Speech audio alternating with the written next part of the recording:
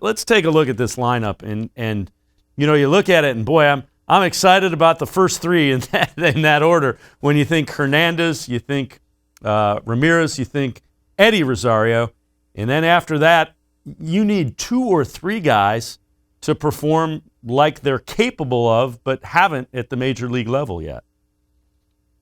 No, and I don't. You're not excited about Franmil Reyes? You don't think?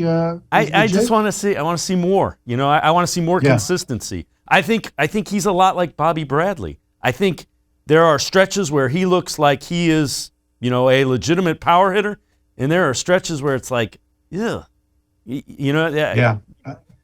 I think hitting over 30 home runs at this level shows me that he can definitely do it, and I'm excited to see what's there. It's interesting when you first started talking about the lineup, and you said, okay, well, maybe Rosario hits 5th and Mercado would hit 2nd, and that way you protect Franmil Reyes a little better. I think Franmil Reyes swung at some bad pitches last year because there was not a lot of protection behind him when he was hitting 5th behind Carlos Santana.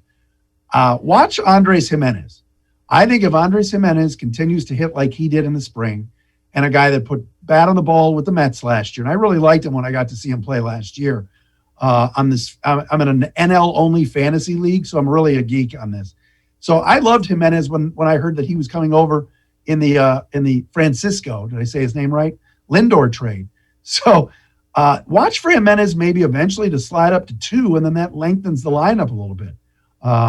But you're right, 5 through 9 right now, when we're talking about Bobby Bradley, Roberto Perez, Bradley Zimmer, Gimenez, who's not proven yet, and then, possibly a Rosario or Josh Naylor. I think Josh can be good, and he showed it in the playoffs last year.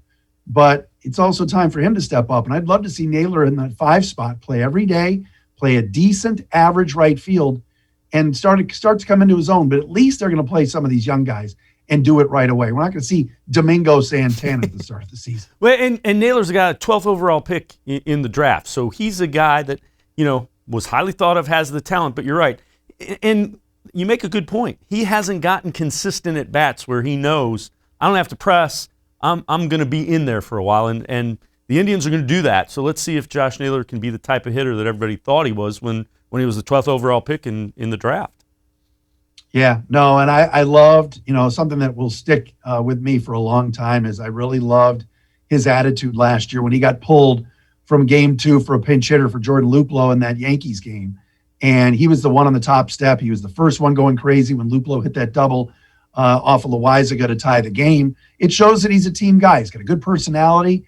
I hope that he's, as successful at the plate as he is in terms of his enthusiasm for the game, and still a young kid. So if he can develop and he can be a guy that grabs right field and goes with it and knows that's going to be his spot every day, lefties or righties out there, and can perform, that's going to be huge and will lengthen the lineup even more.